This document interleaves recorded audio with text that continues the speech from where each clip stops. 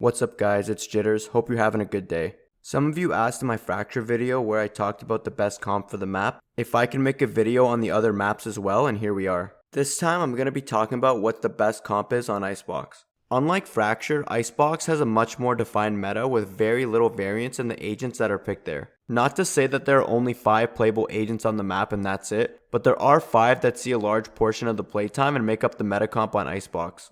So, I'm gonna start by talking about those 5 agents and explain why they're so strong on the map. The main meta comp on Icebox is Viper, Sova, Jett, Reyna, and Sage. Starting with Viper, the map is pretty much unplayable without her. She's the strongest controller on Icebox and not running one is pretty much out of the question. There are a couple reasons why she's so strong. For one, the sites are pretty hard to smoke on attack with regular smokes because of how they're set up. The regular Viper wall on B covers pretty much all angles, blocking off players that are playing on site, on the top part of the tube, and even Snowman. Regular smokes on this site just can't cover all these angles. When using regular smokes, you'll usually block off Snowman and tube, but players playing anywhere else on site won't be smoked off.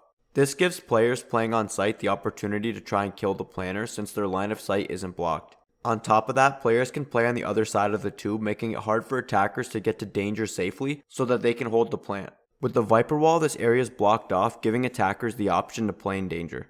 On A site, Viper's wall is also the only one wide enough to block off all of CT. Even an Omen smoke is not large enough to fully do the job. Because of this, players playing Omen usually default to smoking off Maze, which does block off the sightline for players playing CT. But it also allows enemies to cross onto site safely. Using Viper allows you to wall off CT so that enemies have a much harder time trying to push, while also blocking off anyone trying to play on the high ground near screens. If that wasn't enough, Viper's also the best controller to hold down a site by herself, especially on this map. Her wall is the best smoke to retake both sites if put down correctly, and her mollies are also really good at allowing her to stall so her team has time to rotate. And on a map like Icebox with pretty long rotation times between the two sites, this is really valuable. Now that we're done talking about Viper, let's move on to the next agent on the list, Sova.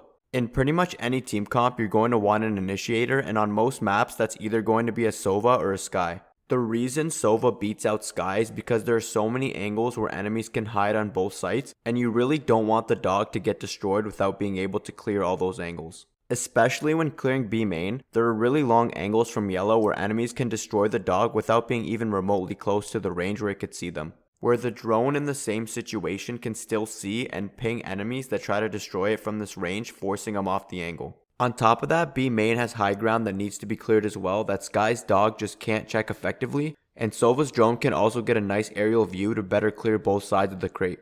A site's not as bad, the dog can get destroyed by players playing from rafters, but it does do a better job of clearing this site. The difference between the drone and the dog is probably one of the bigger reasons for why Sova's preferred over Skye, but there are more. The rest of Sova's kit's also so powerful, his dart just gets so much value and his ult is really strong as well. But the biggest takeaway is that Sova's drone is the best ability in the game for clearing out B main safely to get your team onto that site. The next couple of agents in the comp we need to talk about are the duelists Jett and Reyna. Of course, Jett's really strong on pretty much any map, but is especially valuable on a map like Icebox. A site's really hard to hold sometimes, so one of the easiest ways to hold it is to get in aggressive positions on the high ground, try to get an early pick, and then dash away. Jett's the best agent to do this job. For starters, she has the mobility to get on top of both Jen and Pipes. And she also has her dash to get away after getting a pick. Not to mention these positions are also really powerful opping angles, and Jett's also the best opper in the game. Reyna's also in the comp for a very similar reason.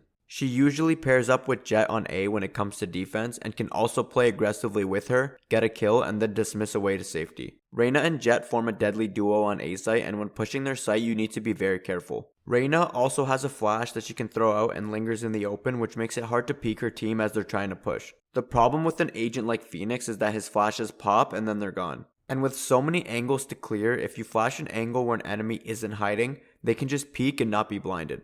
But with Reyna, if the enemy doesn't instantly shoot it, the blind will linger and force the enemy team to give up the space. Back to Jett, her mobility is also really useful on offense. Her updraft lets her get on top of a lot of the boxes quickly like the ones in B main. And she can also get onto pipes in A to get a nice off angle as well. She's also really strong when taking control of mid since she can confidently get on top of tube, which is also a really powerful angle that I've seen a ton of players die to. Reyna and Jett form a very deadly combo on Icebox, and they're also very flexible in terms of what they can do, just giving teams so many options for how they play out rounds. With that, we're on to the final agent in the main comp, which is Sage. Although I'm talking about her last, Sage is still a very important piece to the puzzle. Probably the most important tool in her kit is her wall. The basic walls you should know include walling off B to get an easy plant, since it means you don't need as much help from your teammates holding the plant, which can be very helpful in a solo queue environment. There's also walling off either CT on A or just walling off a corner of the site to plant. And on defense, it's very common to wall off tube as well, since kitchen can be awkward to hold. But these aren't the only ways to use Sage's wall. Another way I've seen it used is to wall off A site on a retake and cheese a defuse. This works especially well on round 1 where the enemy team only has pistols and can't really shoot the wall down that quickly. Besides cheesing, it's also really good for using on B either to wall off site to stall or behind the box to get a nice angle on enemies playing danger or even to kill the planter.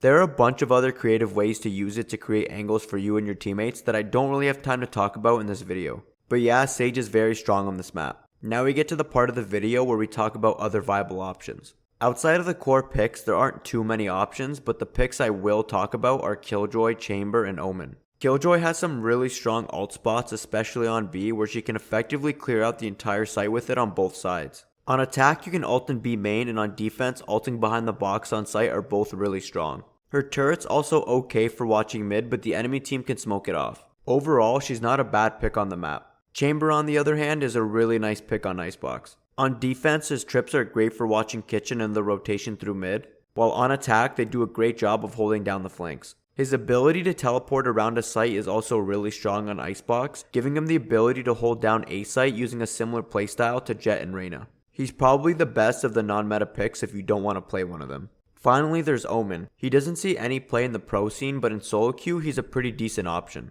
His mobility and smokes can make him very difficult to push when he plays on B side, since he can play on top of a lot of the boxes and make one-ways for himself. His flash is also extremely hard to dodge if you push B main, which is another reason you don't really want to push his site.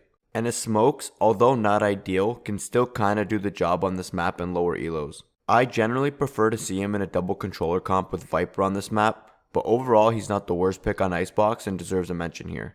And that's everything you need to know about the best team composition on Icebox. Hopefully this guide helped you out and you now have a better idea of what agents to play on the map. If you enjoyed the video or found it helpful, don't forget to leave a like. If you want to catch me live, I stream multiple times per week on Twitch at twitch.tv/JitterzVal. Also, don't forget to follow me on Twitter, I post updates on there pretty often. There's also my Discord community which you can join with tons of other Valorant players chatting in there every day. There are links to all of those in the description if you're interested. Finally, don't forget to subscribe for more Valorant related content.